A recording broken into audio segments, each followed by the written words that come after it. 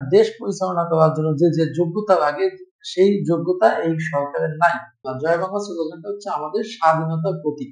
জয় Bangla slogan দিয়ে আমাদের মুক্তিযোদ্ধারা ঝাঁপিয়ে পড়েছিল, জয় বাংলা জয় বঙ্গবন্ধু বলে বাংলাদেশ যুদ্ধ করেছিল এবং বাংলাদেশ স্বাধীন করেছিল। গণপিটুনি বলে যারা নিউজ করে এরা হচ্ছে গাদ্দার, এরা দেশের সাথে এবং জাতির সাথে বাটপারি করে তামাশা করে।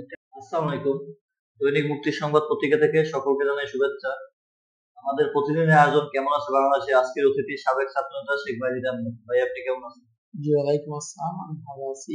ধন্যবাদ দৈনিক মুক্তির সংবাদ পত্রিকাকে আমাকে আমন্ত্রণ জানানোর জন্য। প্রতিদিন রাস্তা আটকিয়ে আন্দোলনের ফলে অতিষ্ঠ জনজীবন, এই বিষয়ে আপনার বক্তব্য কি? জি, এটা আমি আসলে দেখেছি যে ঢাকাবাসী, বিশেষ করে ঢাকার নগরবাসী খুবই অতিষ্ঠ।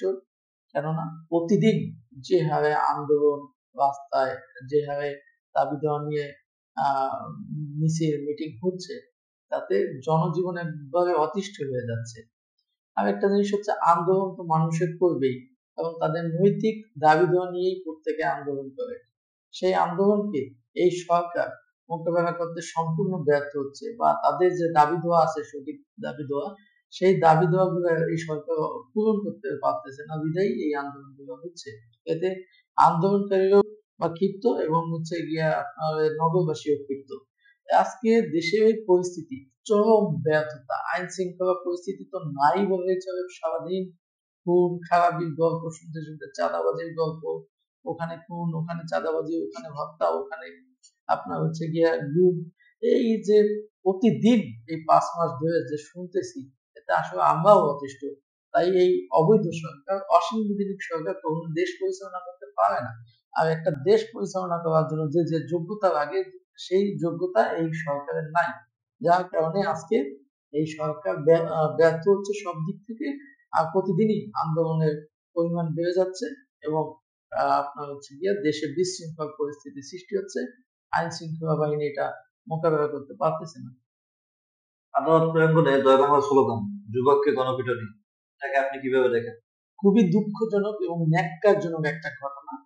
লক্ষ্মীপুরে এই নিউজটা আমি দেখেছি যে আমাদের বাংলাদেশ আওয়ামী লীগের কিছু নেতাকর্মী ওখানে জামিনে এসেছিল এবং তারা জামিনে বেরিয়ে জয় বাংলা স্লোগান দিয়ে দিছে বিদায়।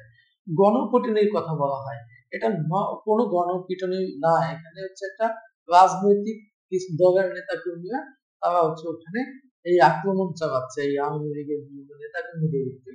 সো এটাকে গণপিটুনি বলে যারা নিউজ করে এরা হচ্ছে গাদ্দার, এরা দেশের সাথে এবং জাতির সাথে বাটপারি করে তামাশা করে। কেননা এটা এই অবৈধ সরকারের প্রেসক্রিপশনে এই ধরনের নিউজ হয়।